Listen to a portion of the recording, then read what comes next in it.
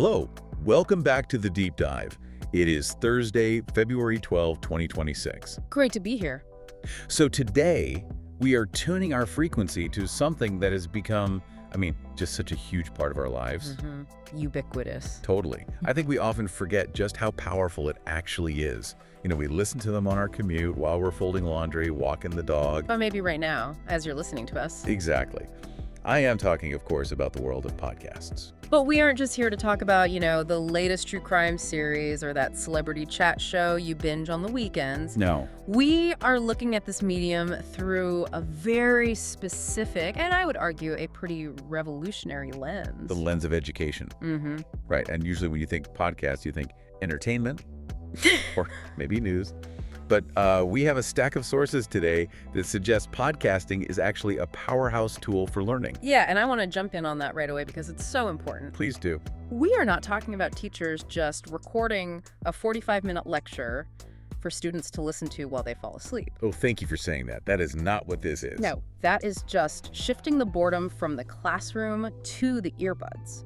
We are talking about the flip side of that. The creation side. Exactly. We're talking about students from, elementary school all the way up to university, moving from being passive consumers of content to being active creators. It's the shift from listening to speaking. It is about using their voice in the most literal and figurative sense possible. And we have a really fascinating mix of perspectives to help us unpack this today. We've got materials from the California Teachers Association, the CTA, Right. which gives us that kind of on-the-ground what's actually happening in the classroom view. And then we have this very technical, almost engineering level guide from the Ontario Council for Technology Education, or OCTE. Which is fantastic for the nuts and bolts. Oh yeah. If you want to know the physics of sound, the OCTE source is where you go.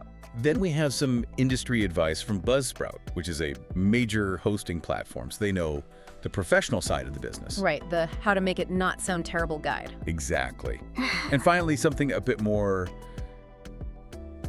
cerebral, I guess. Yeah. The Humanities Podcast Network, or HPN.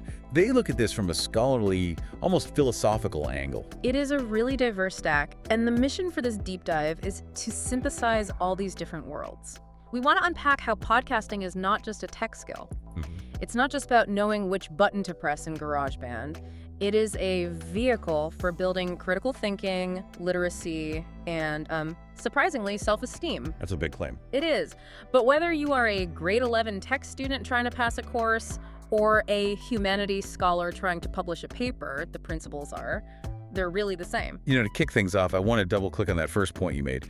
There was an insight from the California Teachers Association that really stuck with me, and honestly, it kind of surprised me. Okay. They said podcasting isn't just about audio, it's about self-esteem. That is a powerful place to start, a really powerful place. It is, but I've had to play devil's advocate for a second. Yeah. When I hear self-esteem in an educational context, I sometimes worry it's just buzzword bingo, I get that. Yeah. Let's make the kids feel good. Right. Is there actually a mechanism here? How does holding a microphone build self-esteem? It's a fair skepticism, but think about the auditory learner. We live in a world, especially in schools, that is just dominated by text. Totally. You read the textbook, you write the essay, you take the written test. If you are a student who struggles with that wall of text, maybe you have dyslexia, or maybe your brain just processes information differently. School can feel like a place where you are constantly failing. You feel stupid because the medium just doesn't match your wiring. Precisely. But that same student might be incredibly articulate or funny or, insightful in a conversation. Podcasting validates that mode of intelligence. When a student records their voice, edits it, hears it back, they realize, wait a minute, I sound smart. I sound authoritative.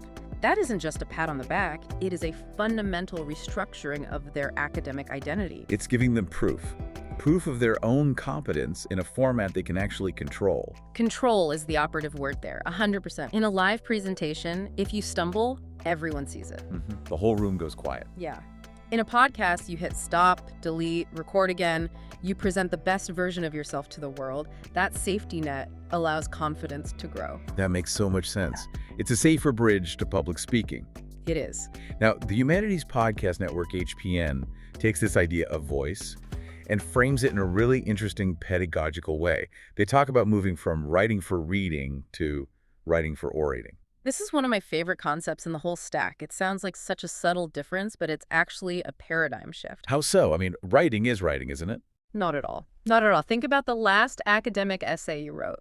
You probably used long, complex sentences, maybe some semicolons. Guilty. You used visual cues like paragraph breaks to organize your thoughts. The reader can stop, they can go back, they can reread if they get confused. Right. The reader controls the pace of consumption. Exactly. But in writing for orating, the listener has zero control. The audio just moves forward linearly. If you write a sentence that's 3 lines long with 4 subordinate clauses, you have lost the listener by the second comma. Because they can't rewind the podcast in their brain while you're still talking. Correct.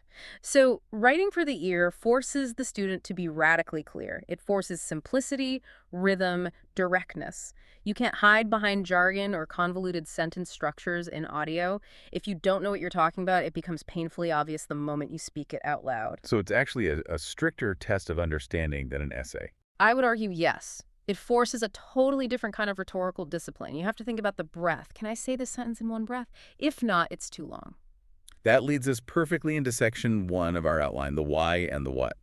We've touched on self-esteem in writing, but let's look at the broader pedagogical benefits. Okay.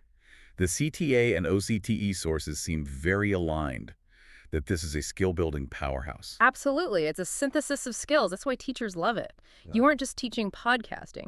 You are teaching research first. You have to have something to say. Right. Then writing, then speaking, then editing, which is a critical thinking skill, deciding what to keep and what to cut. And finally, collaboration. But the OCTE source brought up something I honestly did not expect to see in a podcasting guide. Oh, I think I know where you're going with this. Numeracy. Yes, that caught my eye immediately. Usually I associate podcasting with English class, history, maybe social studies. But OCTE explicitly links it to numeracy, saying it helps students relate mathematical ideas to phenomena. How? It seems counterintuitive, right? But think about the actual process of audio editing. It is inherently mathematical. What? You are dealing with timelines, minutes, seconds, frames. You're dealing with decibels, logarithmic scales of volume. You are dealing with frequencies, hertz. So just by using the software, you're engaging with data. You are managing quantitative data to create a qualitative result. But even on a conceptual level, the Feynman technique comes to mind. Richard Feynman, the physicist, famously said that if you can't explain a concept simply, you don't understand it. And podcasting is the ultimate test of that. Exactly. Try explaining the Pythagorean theorem in a podcast. You can't point to a diagram. You can't write on a chalkboard. You have to use language to describe spatial and numerical relationships. If a student can do that effectively, their understanding of the math is incredibly deep. Wow. That is a fascinating way to look at it. It forces you to translate the abstract into narrative. And that translation process is where the learning really cements itself. Let's talk about inclusivity again for a moment. The OCTE source mentions that this allows creators to share thoughts and emotions with the world using just a mobile device. And that mobile device part is key for equity. We will get into the gear later, but the fact that you don't need $1 million studio means the barrier to entry is just so low. Mm-hmm. But I want to highlight the emotional inclusivity. There are students who are terrified of the all eyes on me moment of a classroom presentation. The sweaty palms, the shaking voice, we've all been there. It's a barrier to learning for them. Podcasting removes the gaze. You can record in a closet. You can record under a blanket. You can take as many takes as you need. It allows the introverts or students with anxiety to participate fully in the intellectual discourse of the class without the social panic. It democratizes the platform. It really does. So let's get practical. The California Teachers Association lists some specific project ideas. I love these because they move beyond the standard record a lecture or interview your friend about nothing. Right. One of them is celebrate culture.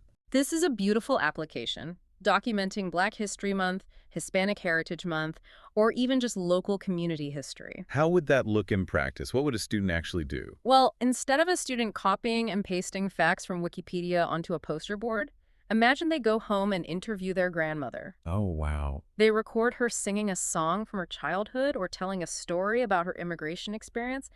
Then they weave that audio with historical context they learned in class. That gives me chills just thinking about it. It turns homework into oral history. It creates an artifact. It honors the oral traditions that many cultures are built upon, rather than privileging only the written word.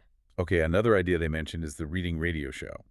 Basically a modern book report. Which is so much more engaging than a summary on index cards.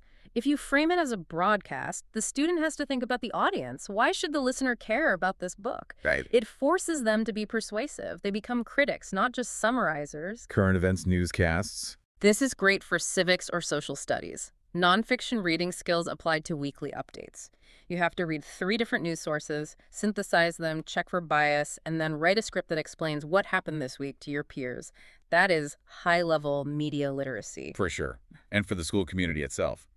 Audio tours. I love this one. Students acting as guides for newcomers to the school. Imagine a grade 11 student recording a guide for the incoming grade 9s. Yeah. Here is the library. Here's the best place to sit at lunch. Here is the teacher who gives the hardest tests. It's peer-to-peer mentorship preserved in audio. And roving reporters, sending students out to interview peers and admin about school events. What did you think of the pep rally? What's the issue with the cafeteria food? That's journalism 101. It teaches active listening. You have to ask a question, listen to the answer, and then ask a follow-up. That is a life skill that goes way beyond the classroom. Now, the Humanities Podcast Network, HPN, flips the script a bit here. They say it's not just about making podcasts. Teachers can and should assign podcasts as texts. This is a resource we are vastly underutilizing. We assign documentaries, right? We assign articles. Why not a podcast episode? But the key, according to HPN, is rigor. You can't just say, go listen to this and expect them to learn. Right. If you just say, listen, the student puts it on while they play video games. HPN talks about the strategy. You listen to a podcast that discusses a historical period or theme related to the reading, but you engage with it actively. They mention activities like annotation. How do you annotate sound? You use timestamps. At 14.02, the speaker makes a claim about the French Revolution that contradicts the textbook. Or at 20.15, the tone shifts from objective to subjective. It forces you to pay attention to the structure. You can't just passively absorb it. And transcription. Taking a 2-minute segment of a podcast and having students write it down word for word, it reveals so much about speech patterns, rhetoric, and how arguments are constructed in real time. They also mention identifying rhetorical questions. Which podcasts are full of? Hosts use them constantly to guide the narrative. So what does this all mean? Why should we care? Identifying those helps students understand how an argument is structured to lead the listener from point A to point B. Okay, so let's say a teacher is sold on this. They want their students to make a podcast. Mm-hmm. Section 2 of our deep dive is the blueprint, planning and scripting. And I feel like there is a big debate here. The eternal question. To script or not to script? Mm-hmm. I think a lot of students, let's be honest, a lot of adults think the magic of podcasts is that they are authentic and unscripted. They just want to turn on the mic and vibe. And Buzzsprout is very, very firm on this. Do not do that. They shut that down quickly. Immediately. They argue for the necessity of a script. Why? To reduce excessive rambling. We have all listened to those podcasts where the hosts chat about their breakfast for 20 minutes before getting to the topic. It's painful. Yeah. So painful. In an educational setting, it's a waste of time. But more importantly, scripting makes editing efficient. If you know what you intended to say, you know what to keep and what to cut. If you just ramble for an hour, editing becomes a nightmare of trying to find the needle in the haystack. But they do make a distinction. It's not always a word-for-word essay, right? Correct. Buzzsprout distinguishes between scripting and ad-libbing. Even if you are doing a freestyle chat show, you need a structured outline. You need a list of questions. You need to know where you are going. One tip from Buzzsprout that I found really interesting, and this connects back to the writing for orating idea, was about delivery notes. Yes. This is where the script becomes a musical score. It's so cool. They suggest adding notes on how to speak, like writing emphasis, pause, or even laugh. Writing laugh in a script feels so unnatural, doesn't it? It feels manipulative. Insert laughter here. It feels artificial, but professional broadcasters do it all the time. It prevents you from sounding robotic. If you are reading a script flatly, the listener tunes out. If you mark up your script to say, slow down here, or punch on this word, or take a breath, you are performing the text. You are respecting the listener's ear. It's stage directions for your voice. Exactly. Now, we have different formats here. Buzzsprout and HPN break down these templates. Let's look at the solo host. This is actually the hardest one to pull off, I think. You are alone in a room talking to yourself. It can feel very, very awkward. Buzzsprout says, for this, you need a detailed outline with key points and supporting data. You have to be the driver and the navigator at the same time. You have to sustain the energy all by yourself. Versus the co-host. Where the danger is the opposite, talking over one another. Right. Or the interrupting cow problem. The script here is essential for traffic control. I take point A, you take point B. I ask the question, you give the reaction. And then there's the roundtable, the group project. Which requires a moderator. If you have 4 students on mics, it becomes a shouting match or a chaotic mess without a moderator to keep the banter in line. The script for a roundtable isn't about word-for-word dialogue. It's about structure.